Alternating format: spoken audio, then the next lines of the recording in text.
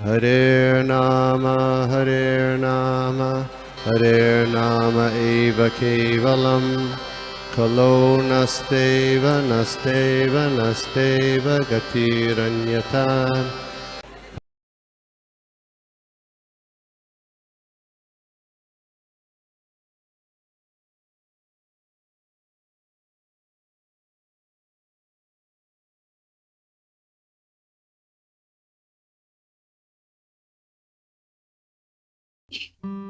हरे कृष्णा। दंडवत प्रणाम। सभी भक्तों के चरणों में हम मंगलाचरण करके प्रारंभ करने का प्रयास करेंगे। नमः विष्णुपादाय कृष्णप्रेष्ठाय भूतले श्रीमते भक्तिवेदांत स्वामिनिति नामिने। नमस्ते सरस्वते देवे गौरवाणी प्रचारिणे निर्विशेष शून्यवादी प्रणश्यत देशतारिणे। जय श्री कृष्ण चैतन्य प्रभु नित्यानंद श्री अद्वैत गदाधर शिवासादि गौर भक्त वृंद। वाञ्छाकल्पतरुभ्यश्च कृपा सिन्धुभ्येव च पतितानां पावनेभ्यो वैष्णवेभ्यो नमो नमः। नारायणं नमस्कृत्यं नरं चैव नरोत्तमं देवीं सरस्वतीं व्यास ततो जयमुदीरयेत्। हरे कृष्ण कृष्ण कृष्ण हरे हरे, हरे राम राम राम हरे हरे। जगत गुरु श्रील प्रभुपाद की जय। श्रील गुरु महाराज की जय। समवेत गौर भक्त वृंद की जय। श्रीमद् भागवत अमल पुराण की जय हो। आज हम सब जिस श्लोक पर चर्चा करेंगे वो श्रीमद् भागवत महापुराण के तीसरे स्कंद का 19वें श्लोक के दूसरा श्लोक, तीसरा श्लोक और चौथे श्लोक पर हम आपसे चर्चा करने के लिए जा रहे हैं। श्रीमद् भागवत महापुराण के 12 स्कंदों में हम तृतीय स्कंद में पहुंचे हैं और तृतीय स्कंद में भी हम आप सब 19वें अध्याय पर चर्चा करने के लिए जा रहे हैं, जिसका नाम है हिरण्याक्ष वध। भगवान इसमें हिरण्याक्ष का जो वध करते हैं वराह रूप लेकर के, उसका वर्णन किया गया है। हम दूसरे श्लोक का पाठ करते हैं और फिर आगे बढ़ते हैं। ततः सपत्नं मुखन्तरस्त अन्तं कुतो भयं जगान्योत उत्पत्ति गदया हनावा असुरम अक्षज। ततः तब सपत्नम शत्रु मुखतः समक्ष चरंतम विचरण करते हुए अकुत भयम निर्भीक जधान प्रहार किया। उत्पत्ति उछल कर गदाया अपनी गदा से हनो घोड़ी पर असुरम असुर अक्षजः ब्रह्मा के नथुने से उत्पन्न भगवान ने। अर्थ देखेंगे, ट्रांसलेशन। तो मुझे थोड़ा सा नीचे करेंगे क्या? अर्थ पढ़ने में नहीं है जी। ब्रह्मा के नथुने से प्रकट भगवान उछल पड़े और अपने सामने निर्भय होकर विचरण करने वाले अपने असुर शत्रु हिरण्याक्ष की ठोड़ी पर उन्होंने अपनी गदा से प्रहार किया। तो ये बहुत ही अच्छा लीला है भगवान का। इसमें परपट तो नहीं दे रखा है, पर क्योंकि पूर्व में जो हमने चिंतन किया है उसी पर हम इसमें चिंतन करने का प्रयास करेंगे, देखने का प्रयास करेंगे। क्योंकि जब हम किसी शास्त्र को पढ़ते हैं या श्रवण करते हैं तो हमने जो पूर्व में देखा था या पूर्व में जो श्रवण किया था, जो हमने समझा है, उन भावों को समझना भी बड़ा महत्वपूर्ण होता है। तो पहले हम दूसरा, तीसरा और चौथा श्लोक पढ़ लेते हैं, फिर एक एक करके उनके अंदर से कुछ बातों को समझने का प्रयास करेंगे। तीसरा श्लोक। साहता तेन गदया व्यता भगवत्करात् विधूर्णितापदेज्रे तद अद्भुतम विभाववत्। सा वह गदा हता प्रहार की गई, तेन हिरण्याक्ष द्वारा, गदया उसकी गदा से, व्यता छूट गई, भगवत श्री भगवान के, करात हाथ से, विधूर्णिना यानी घूमती हुई, अपतत गिर पड़ी, रेजे चमक रही थी, तथा वह अद्भुतम विचित्र इव निसंदेह अभवत था। यद्यपि हिरण्याक्ष को अपने निशस्त्र शत्रु पर बिना किसी रुकावट के वार करने का अच्छा अवसर प्राप्त हुआ था, किंतु उसने युद्ध धर्म का आदर किया, जिससे कि श्री भगवान का रोष बढ़ जाए। इसमें भी क्योंकि पर्वत नहीं है तो हम सीधा 4th श्लोक पर चलते हैं। तदा लप्त तीर्थोऽपि न बबाधे निरायुधम् मानयन् समृते धर्मं विश्वक्सेनं प्रकोपयन्। सह उस हिरण्याक्ष ने तदा तब लप्त तीर्थ स्व अवसर पाकर यद्यपि अस्त्र शस्त्र विहीन नहीं बबाधे आक्रमण किया, निरायुधम अस्त्र शस्त्र विहीन मानयन आदर करते हुए, सह हिरण्याक्ष मृदे युद्ध में धर्मम युद्ध की आचार संहिता विश्वक्सेनम श्री भगवान ने प्रकोपयन कुपित होकर के, यद्यपि हिरण्याक्ष को अपने निशस्त्र शत्रु पर बिना किसी रुकावट के वार करने का अच्छा अवसर प्राप्त हुआ था, किंतु उसने युद्ध धर्म का आदर किया, जिससे कि श्री भगवान का रोष बढ़ जाए। तो ये 3 श्लोक हैं, बड़े ही सुंदर श्लोक हैं और श्रीमद् भागवत महापुराण का तो प्रत्येक श्लोक ही अपने आप में भगवान तक या भगवान का चिंतन कराने वाला होता है। तो हम इन तीनों श्लोकों के माध्यम से पूर्व में जो हमने श्रवण किया है, समझा है, उसी का पुनः चिंतन करने का प्रयास करना चाहिए, क्योंकि शास्त्र को जब हम पढ़ते हैं, समझते हैं, तो उसमें 3 चीजें चलती हैं, श्रवण, मनन और चिंतन। हमें दुनिया में हम देखते हैं कि हम सब चीजें करते हैं, तो क्या करते हैं, श्रवण करते हैं, उस पर थोड़ा जब हम सुन ले, उस पर थोड़े हमें मनन करने का प्रयास करना चाहिए और फिर कभी कभी उस पर चिंतन करना चाहिए। और बड़ी सुंदर बात हमें भागवतम से देखने को मिलती है, शास्त्रों से देखने को मिलती है, संतों की वाणी से देखने को मिलती है कि यहाँ पर चिंता नहीं होता है, यहाँ पर चिंतन होता है। जो हम संसार के लिए करते हैं वो वास्तव में चिंता है, और भगवान के लिए जो कुछ भी किया जाए वो चिंतन होता है। तो हम सब ने जो पूर्व में श्रवण किया उसी का हम पुनः दोहराएंगे, उसी को पुनः याद करने का प्रयास करेंगे, उसी को हम चिंतन कहेंगे।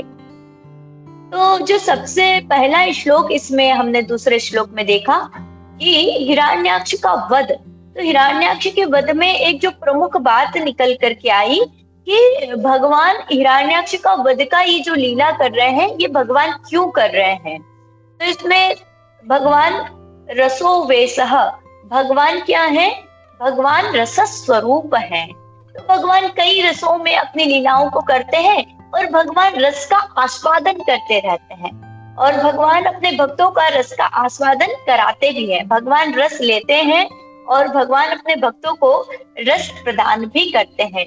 तो भगवान यहाँ पर इस लीला के माध्यम से युद्ध रस का आस्वादन कर रहे हैं, युद्ध का आनंद ले रहे हैं। इसीलिए तो भगवान का जो भक्त है वो भगवान को उस रस का आस्वादन करने में और आनंद प्रदान करने के लिए क्या कर रहे हैं कि जब भगवान के हाथ से गदा छूट चुकी है तो युद्ध के नियम का पालन करते हुए जो हिरण्याक्ष है उन्होंने पुनः प्रहार नहीं किया, युद्ध के नियम का पालन किया। तो इसमें हमें 2 चीजें देखने को मिलती है कि यहाँ पर एक प्रमुख बात की गई कि युद्ध के धर्म का पालन करते हुए।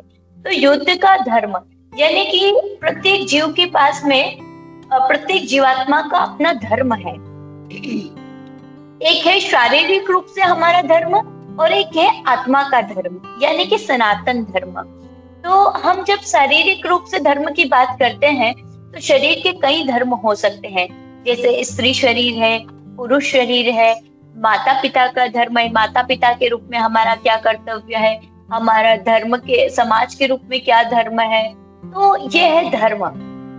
और एक है हमारा आत्मा के रूप में धर्म, तो शरीर के रूप में धर्म को निभाना, और दूसरा है हमारा आत्मा के रूप में हमारे परम धर्म को निभाना। कई बार इस जगत में हम देखते हैं तो भक्ति को जड़ता के रूप में देखा जाता है। भक्ति करना मतलब जड़ हो जाना, श्रीमद् भगवत गीता के 3 अध्याय के 2 श्लोक में भी अर्जुन भगवान से यही कहते हैं, जायसी चेत कर्मणस्ते मता बुद्धिर्जनार्दन तत्किं कर्मणि घोरे मां नियोजयसि केशव। है केशव, अगर आपको सांख्य या बुद्धि योग कर्म योग की अपेक्षा श्रेष्ठ लगता है तो आप मुझे भयंकर कर्म में क्यों लगा रहे हैं? आप मुझे इस तरह से युद्ध में क्यों लगा रहे हैं? मुझे तो भगवान का भजन करना चाहिए, कहीं संन्यास ले लेना चाहिए। तब भगवान बार बार अर्जुन को कहते हैं, अर्जुन युद्ध करो, क्योंकि क्षत्रिय का धर्म है युद्ध करना। तो इस तरह से भगवान का भक्त बनने का कदापि ये मतलब नहीं है कि हम भक्त बनेंगे तो अपना जो धर्म है वो छूट जाएगा। हमारा शरीर के प्रति क्या कर्तव्य है, स्त्री रूप में होकर के क्या कर्तव्य है, क्षत्रिय के रूप में क्या कर्तव्य है, ब्राह्मण के रूप में क्या कर्तव्य है, हमारा शरीर के रूप में भी शारीरिक धर्म क्या है, और साथ ही साथ हमारा आत्मा का परम धर्म क्या है। तो एक शरीर के धर्म को निभाते हुए आत्मा के धर्म को करना, इन दोनों को हमें पैरेलली चलाने का प्रयास करना चाहिए। तो आत्मा का क्या धर्म है? आत्मा का परम धर्म है। तो यहाँ पर बताया भी गया है, परम धर्मो यतो भक्ति रथोत्सजे सबे पुंसाम परो धर्मो यतो भक्ति रथोत्सजे अहेतुक की प्रतिहता ययात्मा संप्रसिद्धति। जैसे कि हम अपनी गुरु परंपरा से जानते हैं कि प्रत्येक जीव का धर्म है भगवान की सेवा करना, या तो माया की सेवा करेगा या फिर मायापति की सेवा करेगा। तो हमारा जो परम धर्म है वो है भगवान की सेवा करना। अब वो भी कैसे करना? अहेतुक की प्रतिहता, यानी कि अहेतु की करना, किसी कारणवश नहीं करना, अहेतु की करना। तो धीरे धीरे हम भगवान का सेवा करना प्रारंभ कर दें, सकाम ही सही, और धीरे धीरे फिर निष्कामता की ओर वो चला जाएगा। तो पहली बात यहाँ से जो समझ में आई है कि भक्ति का जो मतलब है वो कभी भी जड़ हो जाना नहीं है, वरन अपने कर्तव्य कर्म का पालन करते हुए, भगवान की सेवा करते हुए अपने कर्तव्य कर्म का पालन करना होता है और अपने परम धर्म को निभाना होता है। दूसरी ओर हम इसमें देखते हैं कि भगवान जो प्रकट हुए हैं नासिका से प्रकट हुए, ब्रह्मा जी की नासिका से प्रकट हुए, ब्रह्मा जी के नथुने से प्रकट हुए। तो यहाँ पर बड़े आश्चर्य की बात है कि भगवान को क्या एक राक्षस का वध करने के लिए प्रकट होने की आवश्यकता थी, या भगवान को आने की आवश्यकता थी? तो भगवान कई बार कई रूपों में अलग अलग जगह आते हैं। तो ये भी हम देखते हैं कि बाहरी रूप से तो ऐसा ही कहा जाता है, श्रीमद् भगवत गीता में भी हम देखते हैं, यदा यदा हि धर्मस्य ग्लानिर्भवति भारत अभ्युत्थानम् धर्मस्य तदात्मानं सृजाम्यहम्। भगवान जब भी इस धराधाम पर आते हैं तो दुष्टों का वध करने के लिए, लेकिन इसमें एक महत्वपूर्ण बात है, परित्राणाय साधूनां। भगवान कभी भी कहीं से भी कभी भी कैसे भी प्रकट हो जाते हैं और किसी भी रूप में प्रकट हो जाते हैं। और वो क्यों होते हैं? वो साधु पुरुषों का, वो संतों का, वो भगवत भक्तों का कल्याण करने के लिए या अपने प्रेमियों के लिए प्रकट होते हैं। हमने देखा कि भगवान ने मत्स्य रूप में अवतार लिया, भगवान ने कश्यप के रूप में, कुर्म के रूप में भगवान ने अवतार लिया, भगवान ने नरसिंह के रूप में अवतार लिया। तो भगवान नरसिंह देव के रूप में प्रकट हुए। क्यों प्रकट हुए? बोले सत्यम विदातु निज प्रत्यभाषितम, अपने भक्त की, प्रहलाद महाराज की बात को सत्य करने के लिए भगवान खंभे में से प्रकट हो गए। तो भगवान जब भी प्रकट होते हैं अपने प्रेमी भक्तों के लिए प्रकट होते हैं। राक्षसों का वध तो भगवान अपने भ्रगुटी विलास मात्र से कर सकते हैं। एक बार ऐसा ही डाउट हुआ अकबर को। तो अकबर कहने लगा कि अरे तुम्हारे भगवान कैसे हैं? कभी मछली के रूप में आते हैं, कभी कछुए के रूप में आते हैं, अरे और तो और वराह के रूप में, सुकर के रूप में भी तुम्हारे भगवान आ जाते हैं। बिरबल से ऐसा अपना संशय और भ्रम कहने लगे। उस समय तो बिरबल ने कुछ नहीं कहा और कहने लगे कि अरे जब मुझे कहीं जाना होता है तो क्योंकि मैं शहंशाह हूँ, क्योंकि मैं बादशाह हूँ, इसलिए मुझे कहीं जाना होता है या मुझे कोई काम करवाना होता है तो या तो मैं अपने सैनिक को भेज देता हूँ या फिर मैं किसी न किसी मंत्री आदि को भेज देता हूँ, कोई काम करवा लेता हूँ, खुद नहीं करता, अपने सैनिकों को माध्यम से या फिर अपने मंत्री आदि के माध्यम से करवाता हूँ, तो तुम्हारे भगवान को खुद प्रकट होने की आवश्यकता क्यों है किसी काम को करवाने के लिए? तुम्हारे भगवान तो क्या इतने छोटे हैं कि खुद आ जाते हैं? बिरबल ने उस समय कुछ नहीं कहा। बिरबल शांत रहे और चले गए वहां से। कुछ समय बाद बिरबल ने कहा, महाराज क्यों ना हम वोटिंग के लिए चले, नाव विहार नौका विहार करने के लिए चले? अकबर ने कहा, हाँ जरूर चलना चाहिए। उन्होंने कहा, चलिए हम अपने परिवार को भी साथ लेकर चलते हैं। तो उस समय जब अकबर गए तो अकबर तो एक नाव में बैठे थे, पीछे से बिरबल आए और अकबर के पुत्र को भी साथ में ले आए। और अकबर के पुत्र को साथ में लेकर के क्या करते हैं कि जैसे ही बीच में नौका पहुंचती है और अकबर के पुत्र के रूप में जो थे उन्हें जल में डुबोने का प्रयास करते, फेंक देते हैं, जल में डुबोते हैं। अकबर इधर उधर कुछ नहीं देखते और जैसे ही वो अकबर का पुत्र डूबने लगता है, अकबर तुरंत कूद पड़ता है उसे बचाने के लिए। और अकबर जैसे ही उसे कुदाने के लिए कूद पड़ते हैं, बचाने के लिए कूद पड़ते हैं, निकालने के लिए, तो देखते हैं कि उस बच्चे को जैसे ही निकलते हैं, वो अकबर का बच्चा नहीं होता है, वो अकबर के बच्चे का नमूना होता है, केवल नमूना मात्र होता है। और जैसे ही निकल करके बाहर लेकर के आते हैं तो अकबर बहुत क्रोधित होते हैं और कहते हैं, बिरबल मैं तुम्हें बहुत चतुर, बहुत बुद्धिमान समझता हूँ, लेकिन ये तुमने कैसा मजाक किया है? ये मजाक तुमने ऐसा क्यों किया? तो बिरबल तुरंत ही मुस्कुरा उठते हैं और मुस्कुरा करके कहते हैं, महाराज मैंने मजाक किया वो तो ठीक है, पर मैं आपसे पूछना चाहता हूँ कि आप तुरंत ही क्यों कूद पड़े? तो अकबर कहा, क्योंकि वो मेरा पुत्र था, उसे मुझे बचाना था, मैं किसी और के भरोसे नहीं रह सकता, मैं उससे प्रेम करता हूँ, उसको बचाने के लिए मुझे स्वयं ही जाना चाहिए, बस यही बात है। बोले भगवान भी, क्योंकि भगवान अपने भक्तों से प्रेम करते हैं, भगवान अपने भक्तों से अनंत गुना बहुत अत्यधिक प्रेम करते हैं, इसलिए भगवान अपने भक्तों को प्रेम प्रदान करने के लिए, अपने भक्तों को आनंद प्रदान करने के लिए इस धराधाम पर स्वयं ही आते हैं, किसी और को नहीं भेजते।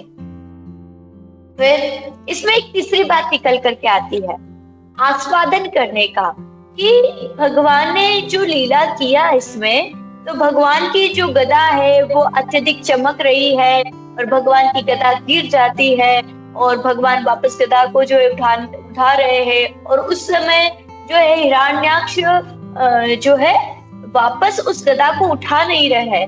तो ये लीला अपने आप में भक्तों को तो आनंद बढ़ाने वाली है।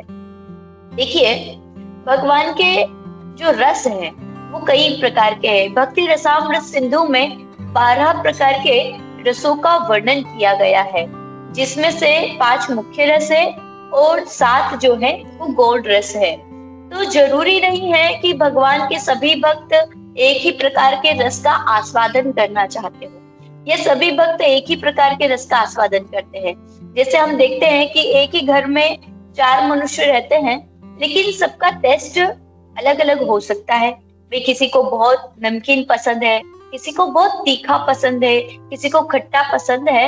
इसी प्रकार से इस जगत में भगवान के कई प्रकार के भक्त हैं और वो भगवान का विभिन्न प्रकार से भगवान के रस का आस्वादन करना चाहते हैं, विभिन्न प्रकार से भगवान को पुष्ट करना चाहते हैं, विभिन्न प्रकार से भगवान को सेवा करना चाहते हैं, विभिन्न रसों में भगवान की सेवा करना चाहते हैं। और भगवान का तो अपना नियम है ही, ये यथा माम प्रपद्यन्ते ताम तथैव भजाम्यहम्। जो भक्त मुझको जिस रूप में भजन करता है मैं उसको उसी रूप में प्राप्त हो जाता हूँ। तो देखिए कुछ भक्त हैं जो भगवान को वात्सल्य रूप में प्रेम करना चाहते हैं, यानी कि पुत्र के रूप में भगवान को प्रेम करना चाहते हैं। तो भगवान देवकी वसुदेव जी के यहाँ पर पुत्र के रूप में आ जाते हैं, नंद यशोदा जी को पुत्र के रूप में प्राप्त हो जाते हैं। कुछ भक्त है जो भगवान को मित्र के रूप में चाहते हैं, तो भगवान सखा बन करके उनके सामने आते हैं।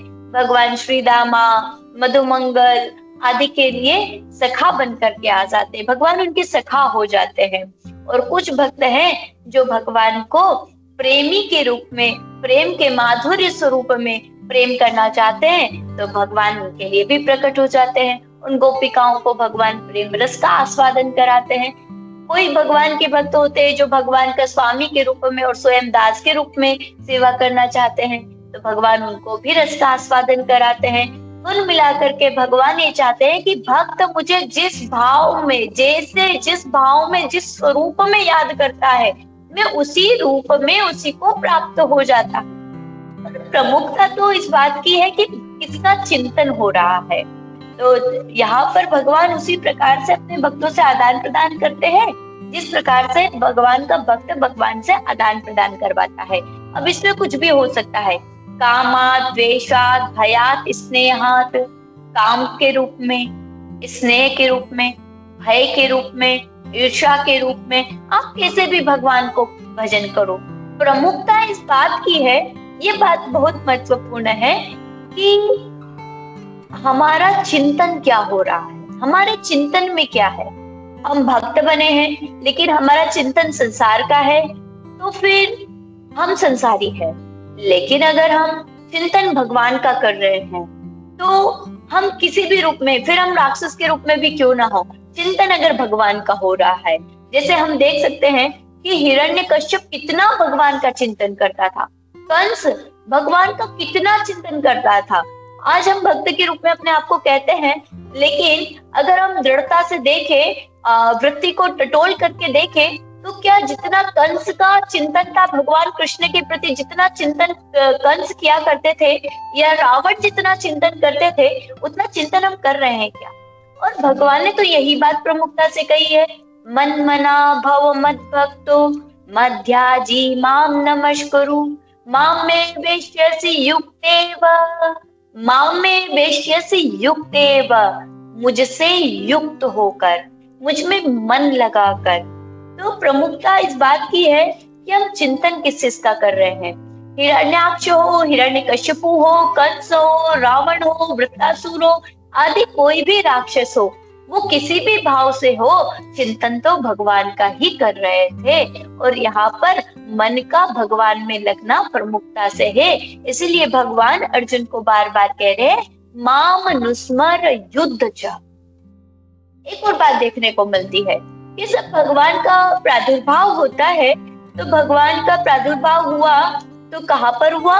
वसुदेव गृहे साक्षात। उस समय सभी देवी देवताओं ने भगवान के गर्भ की स्तुति की, जिसे हम सब गर्भ स्तुति कहते हैं। तो गर्भ की निंदा की जानी चाहिए, लेकिन उस गर्भ की स्तुति की गई। क्यों स्तुति की गई? क्योंकि उस गर्भ में भगवान का चिंतन किया गया था, उसके माध्यम से भगवान से जुड़ा जा रहा था। तो जिसके माध्यम से, चाहे क्रोध ही क्यों ना हो, वो क्रोध जो आपको भगवान से जोड़ रहा है वो सुंदर है, वो दिव्य है, वो दिव्य है। वो तामसिक नहीं हो सकता, वो रासिक नहीं हो सकता, वो सात्विक नहीं हो सकता। वो क्रोध शुद्ध सतोगुण में स्थित है, सतोगुण से भी ऊपर है। वैसे तो क्रोध को क्या कहा जाता है? काम क्रोधम त्रिविधम नरकश्चेदम, काम, क्रोध और लोभ। लेकिन जब यही काम, यही क्रोध, यही लोभ भगवान से जोड़ने वाला हो जाए तो ये परम सत्व गुण में स्थित हो जाता है। अगर भगवान के लिए किया जाए और भगवान से जोड़ा जाता है। हम देखते हैं कि लक्ष्मण जी ने कितनी बार क्रोध नहीं किया, कितनी बार क्रोध किया। जब दशरथ जी महाराज ने ये कह दिया कि ये धरती तो क्षत्रिय विहीन हो गई है, तुरंत ही लक्ष्मण जी क्रोधित होकर के खड़े हो गए और कहने लगे, प्रभु आपके चरणों की सौगंध खा करके कहता हूँ कि इस पूरी धरती को, इस पूरी पृथ्वी को गेंद के समान उछाल दूं। पर एक बात प्रमुखता सी थी, यहाँ पर लक्ष्मण जी ने क्रोध किया है, तो क्रोध करना तो बहुत गलत बात है, और वो भी अपने बड़ों के सामने। और वहां पर जब गुरु भी उपस्थित तो इस तरह से क्रोध करे। लेकिन प्रमुखता इस बात की थी कि उन्होंने जब क्रोध किया तो कहा भगवान श्री राम के चरणों की सौगंध खा करके। उन्होंने भगवान को विस्मरण नहीं किया, और वो जो क्रोध किया वो भगवान के लिए किया, अपने लिए नहीं। मैं को भुलाकर भगवान के समर्पित होकर के क्रोध किया, तो वो दिव्य हो गया। दूसरा उदाहरण हमें देखने को मिलता है श्री भरत जी महाराज का। भरत जी महाराज से संतों ने कहा कि आपने तो जो है अयोध्या जैसे पद का त्याग कर दिया, आप कितने बड़े त्यागी हैं, आप कितने बड़े त्यागी हैं, क्या आपने अयोध्या जैसे राज्य का त्याग कर दिया? भरत जी महाराज बड़ी सुंदर बात कहते हैं कि मैं त्यागी नहीं हूँ, मैं तो बहुत बड़ा लोभी हूँ। मुझसे बड़ा लोभी कोई दूसरा और कौन होगा? बोले आप अपने आप को लोभी कैसे कह रहे हैं? अरे मैंने अयोध्या जैसे एक पद को त्याग करके मैंने भगवान श्री राघवेंद्र सरकार के दो दो पद को स्वीकार किया है। तो मैंने एक पद को छोड़ करके दो पद को स्वीकार किया, इसका मतलब मैं लोभी हूँ, मैं बड़ा लोभी हूँ। तो यहाँ पर इस प्रकार का जो लोभ है वो भी परम कल्याणकारी हो जाता है। तो यहाँ पर हम देख रहे हैं कि जो हिरण्याक्ष है वो भगवान से युद्ध कर रहे हैं और युद्ध में क्रोधित हो रहे हैं और चाह रहे हैं कि भगवान को क्रोध आ जाए। चाह रहे हैं वो भगवान पर अस्त्र प्रहार नहीं करे, चाह रहे हैं कि भगवान को क्रोध आ जाए। तो वास्तव में ये तो भगवान की लीला का ही एक गुण को बढ़ा रहे हैं, भगवान के ही नाटक में और चार चांद लगा रहे हैं अच्छा नाटक करके के। तो ये परम कल्याणकारी है और वास्तव में ये हिरण्याक्ष और हिरण्यकश्यपु है या भगवान की लीलाओं में जो कोई भी आते हैं ये कोई साधारण नहीं होते हैं, बस ये भगवान की लीलाओं को बढ़ाने के लिए ही आते हैं। तो कभी भी हमें इनको कॉपी करने का प्रयास भी नहीं करना चाहिए, क्योंकि जब हिरण्याक्ष और हिरण्यकश्यपु इस धराधाम पर आते हैं तब देवता भगवान से कहते हैं कि भगवान उनका तेज इतना बढ़ रहा है इस धरती पर कि पूरी धरती का जो प्रकाश है, पूरे विश्व का जो प्रकाश है, ब्रह्मांड का जो प्रकाश है वो अंधेरा चाह रहा है, क्योंकि उनका प्रकाश इतना तेज है। तो ये कोई पृथ्वी का प्रकाश काम ही नहीं कर रहा है, सूर्य का प्रकाश उनके सामने काम नहीं कर रहा है, इतना तीव्र प्रकाश छा रहा है। तो वो क्यों हो रहा है? तो इस भगवान स्वयं कह रहे हैं, एतो पार्षदो मह्यम जयो विजय एवच। ये मेरे पार्षद हैं, जय और विजय। तो इस प्रकार से भगवान अपने भक्तों को युद्ध रस का आस्वादन कराने के लिए जो है इस प्रकार से युद्ध करते हैं और रेसिप्रोकेट करते हैं भगवान अपने भक्तों के सामने। इसमें हम देखते भी है कि भीष्म पितामह जी जब भगवान के साथ में युद्ध करने के लिए आते हैं तो भगवान कहते हैं कि मेरो मान टले टल जाए पर भक्त का मान न टलते देखा। भगवान भीष्म पितामह की प्रतिज्ञा रखने के लिए अपना ही स्वयं का अस्त्र और शस्त्र उठाने के लिए तैयार हो जाते हैं। तो इस प्रकार से हम यही देखते हैं कि भगवान जो जितना भी लीला करते हैं, जो कुछ भी करते हैं, ये वास्तव में भगवान का लीला है और भगवान इसे भक्तों का रसस्वादन करने के लिए, भक्ति रस का आस्वादन करवाने के लिए ही करते हैं। और चाहे कोई भगवान को किसी भी रूप में भजे, काम भावना से भजे या क्रोध से भजे, ईर्ष्या से भजे, अंततः वो भगवान को ही प्राप्त होता है। इसमें एक उदाहरण हम शिशुपाल का भी देख सकते हैं कि शिशुपाल भगवान से ईर्ष्या करते थे, बचपन से ही ईर्ष्या करते थे, क्योंकि उनको पता चल चुका था कि भगवान ही उनकी मृत्यु का कारण बनेंगे। तो वो नित्य रूप से भगवान को 100 गालियां गिन गिन करके देते थे, नित्य रूप से गालियां गिन गिन करके देते थे। तब अंतिम समय जब आता है तो हम देखते हैं कि सर्वप्रथम पूजा किसकी की जाए। जब ये प्रश्न उठता है तो तुरंत ही कहा जाता है सहस्त्राक्ष के द्वारा, अन्य राजाओं के द्वारा, कि भगवान श्री कृष्ण का प्रथम पूजन किया जाना चाहिए। लेकिन उसी समय शिशुपाल खड़े होकर के पूरी सभा में भगवान को 100 गालियां देता है और जैसे ही 100 गाली पूरी होती है कि भगवान कहते हैं कि अब आगे और नहीं देना, और जैसे ही 101 गाली वो देते हैं तुरंत ही भगवान का सुदर्शन चक्र आता है और शिशुपाल का जो है गला कट जाता है। लेकिन उस समय शिशुपाल को सायुज्य मुक्ति की प्राप्ति हो जाती है। सायुज्य मुक्ति यानी कि एक दिव्य ज्योति निकल करके आती है और भगवान के अंदर ही प्रविष्ट कर जाती है। तो यहाँ पर युधिष्ठिर महाराज आदि उपस्थित थे तो उन्हें बड़ा आश्चर्य होता है कि जीवन भर जिस जीव ने भगवान को गिन गिन करके गालियां दिया है, भगवान से ईर्ष्या किया है, भगवान से द्वेष किया है, लेकिन उसे भगवान ने मुक्ति प्रदान कर दी। तो इस तरह से हम 2-3 चीजों को देख सकते हैं। महत्वपूर्ण बात इस तरह से था कि वो भगवान को नित्य रूप से याद करता था। और कैसे याद करता था? किसी भी रूप में हम भगवान को याद करें। महत्वपूर्ण है हमारा चिंतन 24 घंटे बना रहे, ये सबसे महत्वपूर्ण बात, सबसे सबसे सबसे महत्वपूर्ण बात है। आप भगवान से काम करो, भगवान से क्रोध करो, भगवान से ईर्ष्या करो, भगवान से लोभ रखो, लालच रखो, पर महत्वपूर्ण बात यह है कि हमारा चिंतन सतत बना रहना चाहिए। इस बात को भगवान श्री कृष्ण ने श्रीमद् भगवत गीता में महत्वपूर्ण बहुत बार कहा है। सततम कीर्तयन्तो माम माम नुस्मर युद्ध च, मेरा स्मरण कर और युद्ध कर। सतत कीर्तन करो, मेरा सतत। सतत का मतलब क्या है? एक क्षण के लिए भी जो हमारे हृदय से न जाए, एक सेकंड के लिए भी। कोई पूछे कि आपको भक्ति कब करनी चाहिए, तो उनसे कह दीजिए कि आपको मरने के एक क्षण पहले भक्ति करना चाहिए। अब आप कब मरेंगे वो आपको पता नहीं है, तो आप वो पूछे कि मैं कब करने वाला हूँ, ये मुझे पता नहीं है। तो उसी प्रकार से जब तक आपको पता नहीं है कि आपको कब मरना है, तो आपको हर समय हर क्षण भक्ति करना चाहिए। हर एक क्षण हमारा स्मरण जो है, चिंतन है, वो भगवती होना चाहिए। हमारा तन चाहे जहां रहे, लेकिन मन हमेशा भगवान में ही लगा रहे। तन एक माध्यम है जिसके माध्यम से हम मन को भगवान में लगाएं। तो हम कोई भी सेवा कर रहे हैं, कोई भी कार्य कर रहे हैं, पर ये बात हमेशा हमें रखनी चाहिए कि जो सेवा कार्य में कर रहा हूँ या फिर जो भी मेरे द्वारा किया जा रहा है, वो वास्तव में भगवान की ही सेवा के लिए है।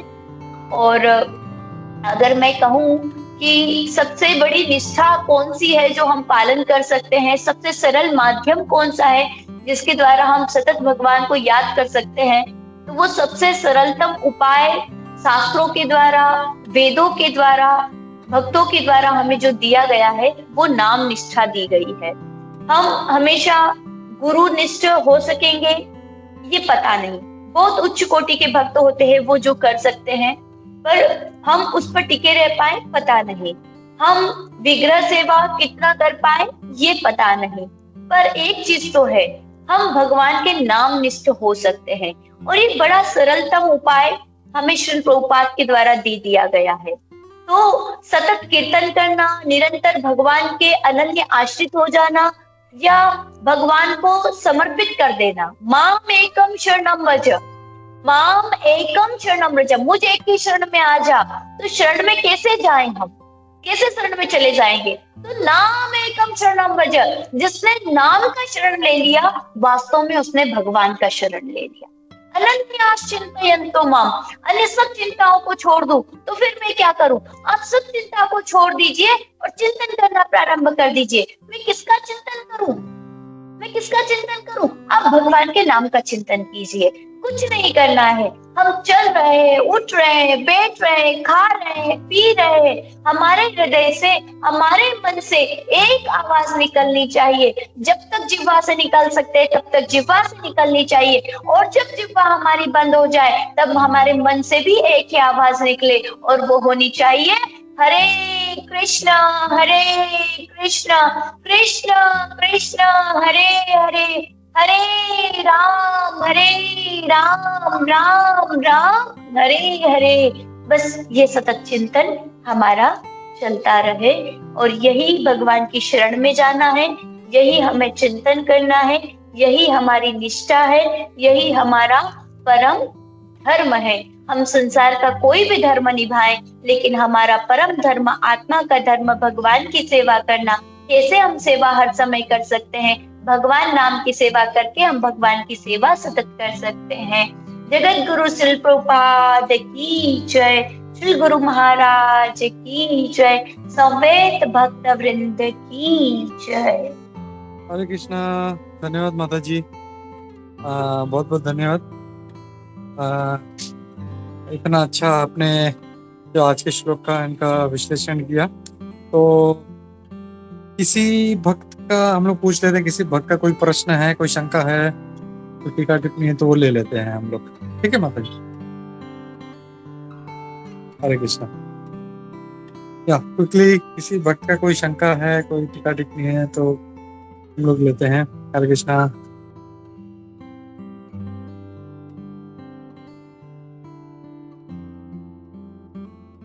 हरे कृष्ण माता जी, दंडवत प्रणाम। या थैंक यू सो मच माता जी और सच ए नाइस सेशन माता जी।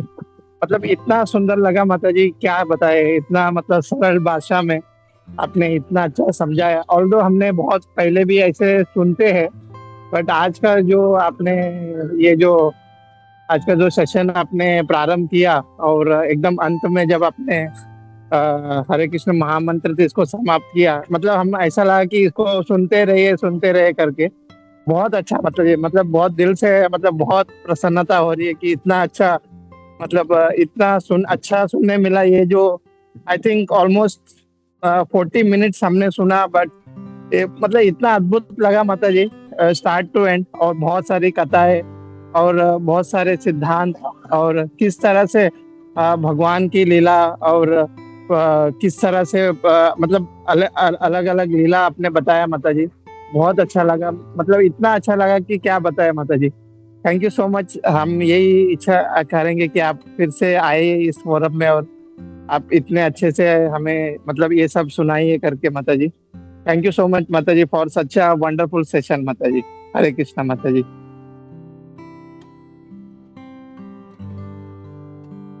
म्यूट पे हो बेटा, आप म्यूट पे थे। जैसे प्रभु जी ने बताया, बहुत सुंदर, मुझे तो बहुत प्यारा लगता है जब भी आप आते हो और ये भागवतम कथा कहते हो। बच्चों ने कहा था कि कितने अच्छे तरह से बताते, तब से मैं फैन हो गई। जब फर्स्ट टाइम आए थे ना, तब से मैं हमेशा सबको कहती हूँ, सुनना बहुत मधुर लगता है। मैं फिर से रिक्वेस्ट करूंगी कि जल्दी से जल्दी आ जाए और फिर से हम तुम्हारी मधुर वाणी में सुन पाए। हरे कृष्णा। गुरु महाराज की जय।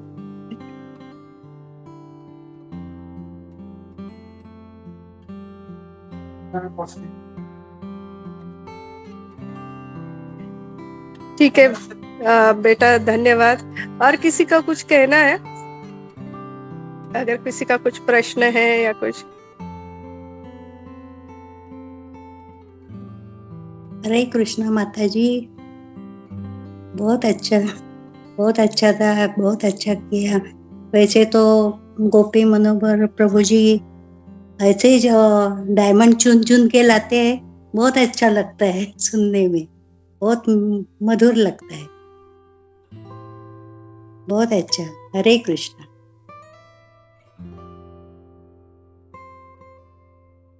हरे कृष्णा माता जी, दंडवत प्रणाम। माता जी आप थोड़ा क्रोध के ऊपर अगर कुछ बोल पाए, क्योंकि आज जो टॉपिक निकला था क्रोध के ऊपर, भले ही मतलब आज जैसे भगवान यहाँ पे क्रोध कर रहे हैं, बट फॉर हमारे हमारे जो भक्तिमय जीवन में इसको कैसे, मतलब हम बिकॉज डेली लाइफ में हम घर पे है, ऑफिस में है, और भक्तों के बीच में भी जाते हैं, तो इसके ऊपर अगर आप कुछ क्रोध के ऊपर अगर कुछ बोल पाए, जिसमें हम कैसे इसको हम अपने लाइफ में नहीं, ऐसा सुनते हैं कि भाई क्रोध जो है मतलब हम भगवान की सेवा में लगाना चाहिए, बट इट्स वेरी डिफिकल्ट जब हम ऐसे डे टू डे लाइफ में हम बॉस के सामने, हमारे जो कलीग्स के सामने हम क्रोध कर लेते हैं। इसके ऊपर अगर आप कुछ बोलना चाहेंगे तो थोड़ा सा इंटरेस्टिंग होगा माता जी। हरे कृष्णा।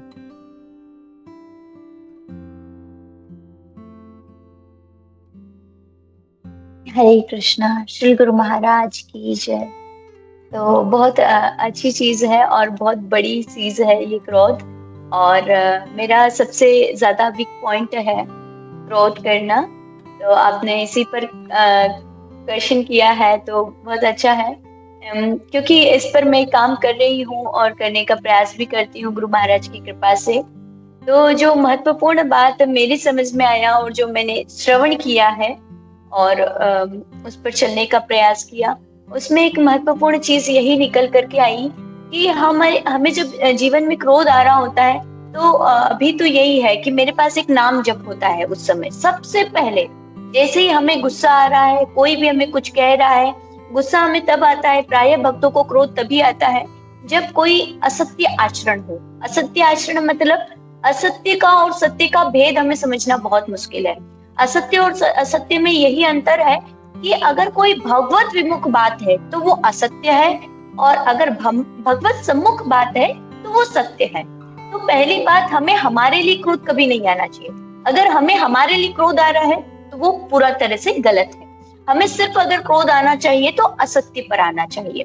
तो जब भी कोई हमें कहे तो पूरी तरह से हमें श्रवण करना है अगर हमारी गलती है तो हम उसे ठीक कर सकते हैं, और नहीं है तो फिर कोई बात नहीं, सुन करके हमें उस समय नाम जप, सबसे महत्वपूर्ण है नाम जप। आपको काम आ रहा है, आपको क्रोध आ रहा है, लोभ आ रहा है, सबकी एक ही चाबी है, और वो है, एक है जगत की तरफ जाना और एक है भगवान की तरफ जाना, यानी जगदीश की तरफ जाना। और उसकी की मुझे एक ही दिखाई देती है जो हर समय हमारे पास अवेलेबल होती है, और वो है भगवान का नाम। जब कोई बहुत कड़वी बात कर रहा है, बहुत खराब बात कर रहा है, जिससे हमें क्रोध आ सकता है, अब हमें रिएक्ट तो करना है, क्योंकि क्रोध हमारे अंदर आया है तो वो रिएक्ट करवाएगा। तो हमें क्या करना होता है उस समय? केवल और केवल भगवान का नाम आप पकड़ लीजिए, कठोरता से पकड़ लीजिए। जैसे कोई व्यक्ति डूबता है तो पकड़ के रखता है ना, कि मैं कहीं गिर ना जाऊं, मैं डूब ना जाऊं, अगर उसको सहारा मिल जाए तो। डूबते को तिनके का सहारा, तो तिनके को भी जोर से पकड़ करके रखता है। उसी प्रकार से हमें भगवान के नाम को गहनता से पकड़ करके उस समय रखने का प्रयास करना होता है। ये पहली चीज है। और जब आप भगवान के नाम को पकड़ेंगे, उसी समय आप देखेंगे कि कुछ ही देर में आप परम शांत हो जाएंगे, एकदम अंदर से शांत हो जाएंगे, भीतर से शांत होंगे, और आप एक शांति का अनुभव करेंगे। दूसरी ही चीज होगी कि आपके अंदर से स्वतः ही उसका एक, क्योंकि क्रोध अगर हमने नहीं किया तो कई जगह ऐसी होती है, जैसे बच्चे हैं पढ़ाई नहीं कर रहे हैं, या फिर घर में हम देख रहे हैं कि हमने किसी पर क्रोध नहीं किया तो वो गलत काम कर रहा है ना। कई सारी चीजें होती है। अगर हमारे स्टाफ मेंबर्स हैं, उनको हमने क्रोध नहीं किया या उनको थोड़ा हमने डराया नहीं, तो वो ठीक से काम नहीं करेंगे। तो हमें क्रोध तो करना होता है, पर वो क्रोध अंदर से नहीं करना होता है। हमें क्रोध नहीं करना है, हमें क्रोध का दिखावा करना है। जगहों पर क्रोध का दिखावा करना बहुत जरूरी होता है। आप टीचर हैं तो बच्चों पर करना, आप ऑफिस में बड़े हैं तो आपको ऑफिस मेंबर्स पर कई बार क्रोध दिखाना होता है, गुस्सा दिखाना होता है, या फिर आप बड़े हैं तो बच्चों पर क्रोध आपको दिखाना होता है। तो यहाँ पर हमें क्रोध नहीं है, क्रोधित होना नहीं है, क्रोध का दिखावा करना है। तो इन दोनों चीजों में अंतर है। तो दूसरी चीज जो है वो है क्रोध नहीं करना, क्रोध का दिखावा करना है। पहली चीज है, अगर अंदर से सच में क्रोध आ रहा है तब तो भगवान का नाम लेना है। दूसरी चीज है कि हमें जहाँ आवश्यकता पड़ रही है कि यहाँ तो क्रोध करना ही है, या अगर यहाँ पर मैंने क्रोध का दिखावा नहीं किया तो बहुत गलत हो जाएगा, तो उस समय हमें क्रोध का दिखावा करना है। मतलब इतना करना है कि सामने वाले व्यक्ति अपनी चीज को समझ जाए, स्वीकार कर ले। जैसे बच्चे को समझाने के लिए हम करते हैं, वैसा हम प्रयास कर सकते हैं। और तीसरी चीज यही है कि जब गुस्सा आता है तब कुछ समझ में नहीं आता है, तब नाम ही हमारा सहारा बनता है। तो अभी तक तो मैं इतना काम कर पाई हूँ। और सच में भी जब हम शांत हो जाते हैं, उस समय कुछ निर्णय नहीं लेते, उस समय जब नाम जप करते हैं, तो उसका जो दूसरा तरीका, क्योंकि क्रोध से कभी भी कोई चीज का हल नहीं निकला है, बाद में ही उसका हल निकलता है। तो जब हम उस समय नाम जप करते हुए शांत हो जाते हैं, तो आप देखेंगे कि आपके पास एक तीसरी चीज निकल करके आएगी। आप ऐसा कर सकते हैं कि जैसे मान लीजिए आप ऑफिस में काम कर रहे हैं और कोई व्यक्ति को आप समझा चुके हैं, लेकिन कंटिन्यू वो गलत काम कर रहा है, और अब आपको लग रहा है कि इसका तो मुझे कुछ प्रत्युत्तर देना ही चाहिए, अब इसको तो मुझे किसी तरह से समझाना पड़ेगा। तो आपको अंदर ही अंदर बहुत क्रोध आएगा। तो आप तुरंत ही एक डेवोटी का संग ले सकते हैं। कोई डेवोटी है, उनको आप अपनी बात बताइए और उनसे कहिए कि मेरे ऑफिस में वो व्यक्ति ऐसे ऐसे कर रहा है, उसको मुझे कैसे इस बात को समझाना चाहिए, क्योंकि अब मुझे बहुत गुस्सा आ रहा है। ये मैं प्रायः करती हूँ। तो मैं जो मेरे सीनियर भक्त हैं उनसे कहती हूँ कि मैं इस बात को समझा नहीं पा रही हूँ, मैं छोटी हूँ, वो बड़े हैं लेकिन समझ नहीं पा रहे, और मेरे अंदर गुस्सा अब प्रस्तुपित होने जा रहा है और अब कंट्रोल नहीं होगा। तब मैं जब बड़ी किसी सीनियर डेवोटी से सहारा लेती हूँ तो मुझे इतना अच्छा सुंदर उत्तर मिलता है, मेरा काम भी हो जाता है बिना गुस्सा किए, और चीजें एकदम मैनेज होकर के चलती है, और रिलेशनशिप हमारा कभी खराब नहीं होता है। तो 3 चीजें निकल करके आई। अगर वास्तव में अंदर से बहुत जोर से क्रोध आ रहा है तो हम नाम का उस समय गहनता से नाम को पकड़ लीजिए। दूसरी बात है कि क्रोध नहीं करना है, क्रोध का दिखावा करना है। और तीसरी चीज है कि अगर उस क्रोध को तुरंत न करके किसी डेवोटी से उस बात को शेयर करके उनसे हम हमारा जो है थोड़ा गाइडेंस ले सकते हैं, सलाह ले सकते हैं कि इस चीज को मैं कैसे ठीक कर सकता हूँ। ये 3 तरीके मुझे क्रोध के लिए दिखाई देते हैं। श्री गुरु महाराज की जय, श्री गोपाल की जय। Hare Krishna. Hare Krishna. Thank you so much माता जी, बहुत सुंदर, एकदम सुंदर। Thank you. मैंने ये क्वेश्चन मेरे लिए किया है, तो definitely I will work on that माता जी। Hare Krishna. Thank you so much माता जी, धन्यवाद प्रणाम। चलो प्रभुपाद की जय। हरे कृष्णा। हरे कृष्णा। बहुत बहुत धन्यवाद। यहाँ पर हम रुकते हैं, किसी का कोई प्रश्न नहीं है। फिर से बहुत बहुत धन्यवाद और आने के लिए। और हम अभी नरसिम्हा आरती लेते हैं। आप रुकना चाहते हैं तो रुक सकते हैं, या टाइम नहीं है तो आप जा सकते हैं। फिर से धन्यवाद। वांछा कल्पतरुभ्यश्च कृपा सिन्धुभ्यश्च पतितानां पावनेभ्यो वैष्णवेभ्यो नमो।